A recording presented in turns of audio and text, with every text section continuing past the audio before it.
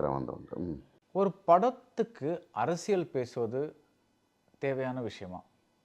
Sir படம் மட்டும் இல்லை, நம்மளுடைய வாழ்க்கையில் அரசியலற்று எதுவுமே இல்லை.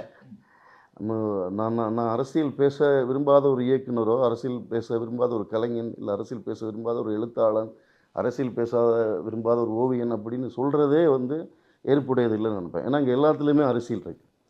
மேபி நம்ம வந்து அதை பற்றின கான்சியஸாக அதை பற்றின ஆப்வியஸா இல்லாமல் நம்ம இருக்கலாமா ஒழிஞ்சு, மற்றபடி நம்ம நம்ம வந்து ஒரு ஒரு ஒரு ஹீரோ அவர் செய்யக்கூடிய செயல்கள் வழியாக, ஒரு வில்லன் அவர் செய்யக்கூடிய செயல்கள் வழியாக நீங்கள் ஒன்று உருவாக்கும் போதே வந்து அதுக்குள்ளார உங்களையும் அறியாமல் ஒரு அரசியல் இருக்கும். அந்த அரசியலை நீங்கள் புரிஞ்சு கொள்ளக்கூடிய அளவுக்கு உங்களுக்கு வந்து நுண்ணுணர்வு இருக்காங்கிறது மட்டும்தான் வித்தியாசம் இருக்க ஒழிஞ்சு, அரசியலற்ற ஒரு படைப்போ, அரசியலற்ற படைப்பாளியோ ஒருத்தருங்க இருக்கவே முடியாது ஒன்று வந்து.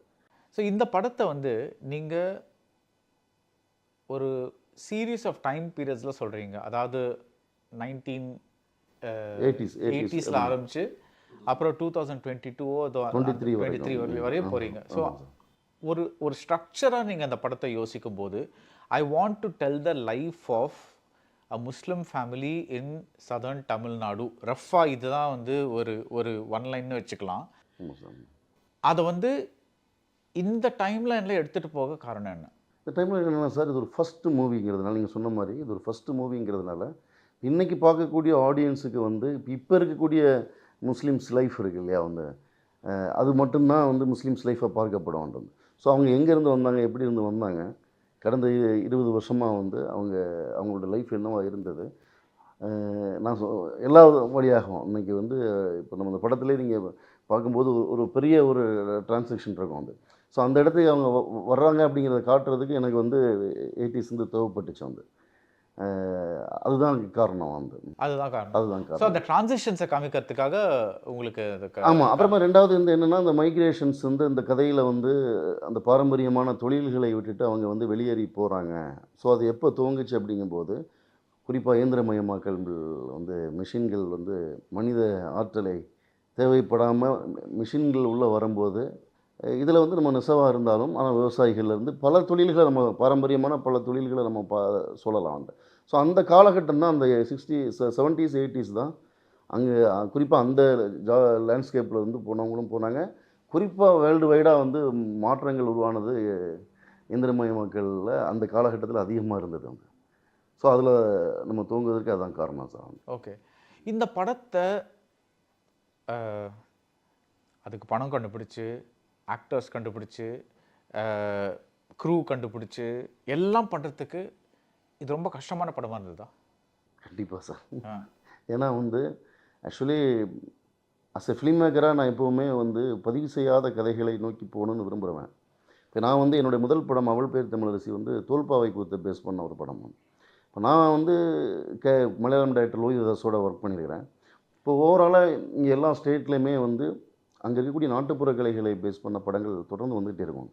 ஸோ தமிழில் அப்படியான படங்கள் ரொம்ப ரேர் தான்.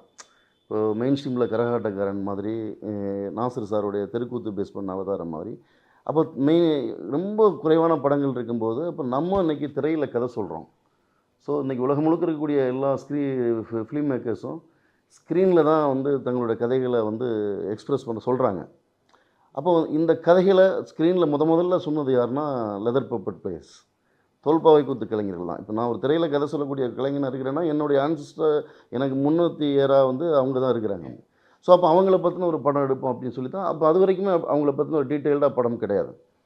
ஸோ விழித்திரு ஆரம்பிக்கும் போதும் பார்த்தா வந்து சென்னையில் ஒரு நைட்டில் நடக்கிற படம் ஆரம்பிக்கும் போது அதுக்கு பிறகு ஒரு சில படங்கள் வந்தது.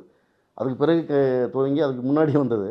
ஆனால் முதல்ல துவங்கப்பட்ட படம் வந்து விழித்திரு தான் வந்து. ஸோ ஒரு இரவு படம்னு தமிழில் பெருசாக இல்லவே இல்லை. ஸோ அப்போ நம்ம என்னென்னா, இப்போ நம்ம பதிவு செய்யாத யாருமே பேசாத ஒரு கதைகளை நம்ம வந்து பேசணும் அப்படிங்கும்போது நம்ம 110 வருடங்களாக இந்த நம்மளோட வாழ்க்கையில் நம்மளோட எல்லாமாகவுமே நம்ம வந்து இன்றைக்கி நம்ம லைஃப்பில் வந்து அவங்கள தவிர்த்து பார்க்கவே முடியாது. ஆனால் அவங்களோட கதைகள் சினிமாவில் வந்திருக்காங்கன்னா இல்லை. ஸோ அப்போ நம்ம அந்த கதைகளை எடுக்கணும் போகும்போது என்ன நடந்தது அப்படின்னா சார், ஆக்சுவலாக இப்போது ரொம்ப ரொம்ப ரொம்ப ஹானஸ்ட்டாக சொல்லப்போனால் வந்து இங்கே இருக்கக்கூடிய ஒரு இஸ்லாமிய தெருக்களுக்குள்ளே ஷூட் பண்ண போகிறதுங்கிறது ரொம்ப டஃப்பான ஒரு விஷயந்தான் வந்து. ரியல் லொக்கேஷன்ஸில் வந்து அவ்வளோ ஷூட் பண்ணுறதுங்கிறது அவ்வளோ சாத்தியங்கள் கிடையாது வந்து. ஏன்னா அவங்களுக்கு சினிமாங்கிறது வந்து பெரும்பான்மையான மக்கள் இப்போ கொஞ்சம் எல்லாம் கொஞ்சம் மாறிக்கிட்டு வருது. இப்போ அதுக்கு சில காரணங்கள் இருக்குது, அது நியாயமான காரணங்கள் இருக்குது. என்ன காரணங்கள் இருக்குன்னா, தொடர்ந்து தங்களை குறித்து சினிமாக்கள் வந்து தங்களை எதிர்த்தரப்பில் நிறுத்தி தங்களை வந்து எப்போவுமே வேட்டையாடப்பட்டு ஒரு காலகட்டத்தில் இப்போ நம்மளுடைய இடத்துல வந்து நம்மளுடைய வாழ்க்கையை வச்சு நம்மளே ஒரு சினிமா எதிராக காட்டிடக்கூடாதுங்கிற ஒரு சின்ன ஒரு கான்சியஸ் அவங்களுக்கு இருக்குது வந்து. அப்போங்கும்போது நம்ம ரியல் லொக்கேஷன்ஸில் ஷூட் பண்ண போகும்போது நமக்கு ரியலான அங்கே இருக்கக்கூடிய இஸ்லாமிய வாழ்வியலை சொல்லக்கூடிய முகங்கள் தேவைப்படும் போது நமக்கு வந்து அவங்களே தான் நம்ம எடுக்கணும். இப்போ டப்பிங் பண்ணும்போது இப்போ இதில் நீங்கள் படத்தில் பார்க்கும்போது தமிழும் அரபும் சேர்ந்த ஒரு லாங்குவேஜ் படம் முழுக்க நாங்கள் வச்சுருக்கோம் அந்த லைஃப் வரணுங்கிறதுக்காக. அப்போ இங்கே இருக்கக்கூடிய ரெகுலரான ஆட்களால் பேச முடியாது.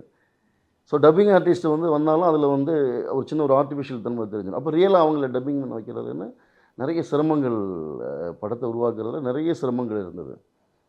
அப்புறம் 80s நம்ம படம் ஆரம்பிக்கிறதுனால அன்னைக்கு இருந்த கிராமம் இன்றைக்கி இல்லை, அந்த ஊரே மாறிட்டு இருந்தது.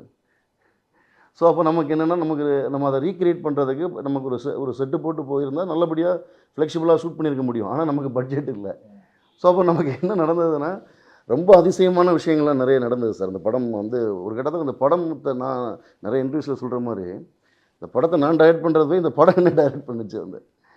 ஸோ இப்போ நாங்கள் நிறைய வீடுகளை தேடி அலையும் போது அப்படியான வீடுகளே கிடைக்காது. அப்படி ஒரு நாள் வந்து என்னோடய அசிஸ்டன்ஸ் வந்து ஒரு நிறைய வீடுகளை பார்த்து டயர்டாகி போகும்போது ஒரு அக்ரஹாரத்தில் இப்போ நீங்கள் இந்த படத்தில் பார்த்த கஸ்தூர் ராஜா ஒரு 80கள் வரக்கூடிய அந்த வீடு வந்து ஒரு அக்ரஹாரத்தில் ஒரு ஐயங்கார் அவருக்கு வந்து வீடு கொடுத்து தான் அதை ஷூட் பண்ணோன்ட்டு. ஸோ யூஸ்வலாக வந்து என்ன நடக்கும்னா சார் வந்து இப்போது ஒரு பள்ளிவாசலில் ஷூட் பண்ணணும் அப்படின்னா அவங்களுக்கு 5 வேளை தொழுகை இருக்கும்ண்டு. ஸோ காலையில் ஒரு 6:30க்கு தான் வந்து முடியும். நமக்கு ஒரு 7-7:30 மணிக்கு நம்ம உள்ளே போய் செட்டில் ஆகி ஒரு 8 மணிக்கு ஷூட் ஸ்டார்ட் பண்ணோம்னா 12 மணிக்கு திரும்ப அவங்களுக்கு தொழுகைக்காக பள்ளிவாசல் தரணும்ன்ட்டு. ஸோ திரும்ப வரும் வந்து அவங்களுக்கு ஒரு 3:30 மணிக்கு திரும்ப மாலை நேர தொழுகை கொடுக்கணும். அதனால் என்னென்னா நமக்கு வந்து ஃபுல் ஃப்ளெஜ்டாக நம்ம ஷூட் பண்ண முடியாது. அப்புறம் லைட்டு ஏற்றுறதுலேருந்து நிறைய காம்ப்ளிகேஷன்ஸு, ஷூட் பண்ணுறதுலேருந்து ப்ரொடக்ஷன் பண்ணுறதுலேருந்து நிறைய இருந்தது சார். அது